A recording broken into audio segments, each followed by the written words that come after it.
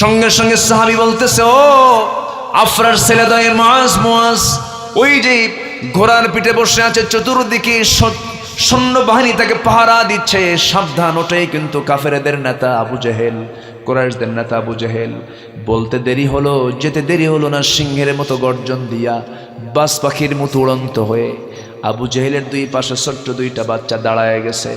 ছোট্ট দুইটা বাচ্চা দাঁড়ায় গেছে, পজিশন নিয়ে দাঁড়ায় গেছে, কিন্তু ছোট্ট বাচ্চা মনে করে কেউ এইদিকে তাকায় নাই, মনে করে না এটা কোন পক্ষের মানুষ। ছোট্ট দুইটা তরবারি নিয়ে ছোট্ট দুইটা মানুষ দুই দিকে পজিশন নিয়ে আল্লাহু আকবার সজোরে বলে দুই পায়ে জয়ী আঘাত করেছে আবু জেহেল। ধরাশয়ী হয়ে জমিনে পড়ে গেছে, আর কোমর সোজা করে আবু জেহেল আর দাঁড়াতে পারে নাই। জোরে বলি আল্লাহু আকবার, আর জোরে বলি আল্লাহু আকবার। ফেরাউনকে খতম করেছেন নীল দরিয়ায় পানিতে চুবাইয়া, নমরুদকে খতম করেছেন মশার কামড় দিয়া, আবু জেহেলকে খতম করেছেন শিশু বাচ্চার হাতের আঘাত দিয়া। আল্লাহু আকবার। বড় ভাই মুআজকে ধরে ফেলল। কাফেররা চতুর্দিক থেকে ঘেরাও করি, ডান হাতে তরবারি ছিল, একটা আঘাত করলো, এক আঘাতে তার ডান হাতটা চামড়ার সঙ্গে ঝুলতে লাগলো।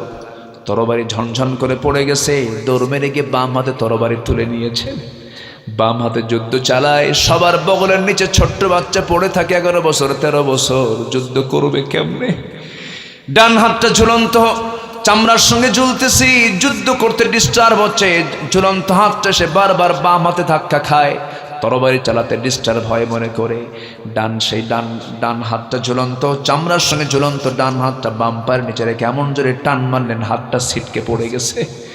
বাম হাতে যুদ্ধ চালালেন, বাম হাতও কেটে ফেলে দিয়েছে, তরবারি ঝনঝন করে পড়ে গেছে। এতিমের মতো সামনে ফেল করে তাকায় আছে।